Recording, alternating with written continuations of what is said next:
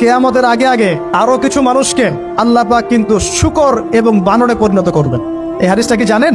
হাদিসটা শুনে রাখেন, এটা আখিরুজ জামান বা কিয়ামতের আলামত সংক্রান্ত হাদিসগুলোর মধ্যে পাবেন।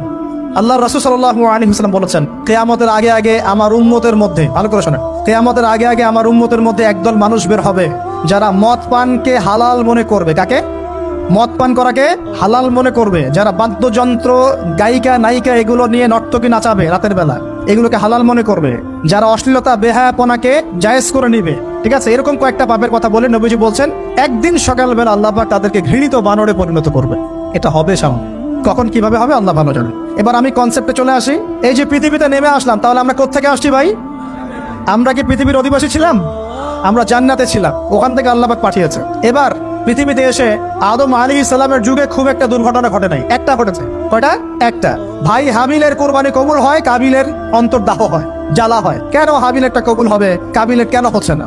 এই হিংসার বশবর্তী হয়ে কাবিল হাবিলকে হত্যা করে ফেল। হত্যা করে লাশটা দাফন করার পদ্ধতিও তার জানা ছিল না। আল্লাহ কাককে পাঠালেন, কাককে দেখে সে শিখলো। প্রথম দুর্ঘটনা হচ্ছে হাবিল কাবিলের দুর্ঘটনা। বলে রাখি, আজকেও নিজের ভাইয়ের বেশে বহু কাবিল মুসলিম সমাজের মধ্যে ঘুরে বেড়ায়। নিজের ভাইয়ের লেবাসে, পোশাকে, সুরতেই বহু কাবিল এখনো কিন্তু মুসলিম সমাজে ঘুরে বেড়ায়। তো আমরা কাবিলদেরকে কাবিলের পরিণতি সম্পর্কে সচেতন করতে চাই। হাবিল বলেছিল, তুমি যদি আমাকে মারতে আসো, আমি তোমাকে মারার জন্য হাত বাড়াবো না। হাবিল জান্নাতে যাবে আর কাবিল জাহান্নামে যাবে। কেন কাবিল জাহান্নামে যাবে? নবীজি বলেছেন, পৃথিবীর প্রথম হত্যাকাণ্ড সংগঠিত করেছে কাবিল। এই কারণে পৃথিবীতে যত খুন হবে, সমস্ত খুনের পাপের একটা অংশ কাবিলের আমল নামায় যোগ করা হবে। বলে নাউজুবিল্লাহ। একটা কথা মনে রাখবেন, সদকায়ে জারিয়া যেমন আছে, গুনাহে জারিয়াও আছে। একটা মদের দোকান দিয়েছেন, যত মানুষ মদ খাচ্ছে, সমস্ত গোনার একটা অংশ আপনার কাঁধে আসছে। সিনেমা হল করেছেন, মানুষ সারাদিন নেকটা ছবি দেখে, নগ্ন ছবি দেখে, যত মানুষ এখানে পাপ করবে, সমস্ত পাপের একটা অংশ আপনার কাঁধে যাবে।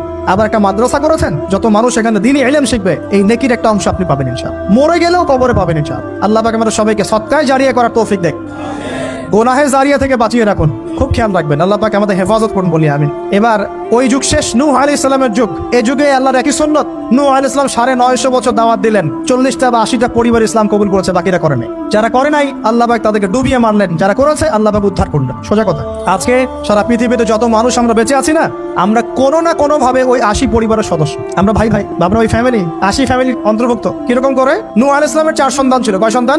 এক সন্তানের নাম হচ্ছে হাম। কি নাম? হাম। হাম ছিল একটু কালো বর্ণের। হামকে দিয়ে আফ্রিকার কন্টিনেন্টে যত মানুষ দেখছেন ব্ল্যাক স্কিনের, কালো স্কিন, এরা সবাই হামের বংশধর। মজা না বিষয়টা? মানুষের অস্তিত্ব পৃথিবীতে, ইতিহাস, এগুলো খুব ইন্টারেস্টিং টপিক। ইতিহাস পড়তে থাকলে আপনি ডুবে যাবেন। কত কিছু বিশ্বে হয়েছে আর কত কিছু হবে সামনে।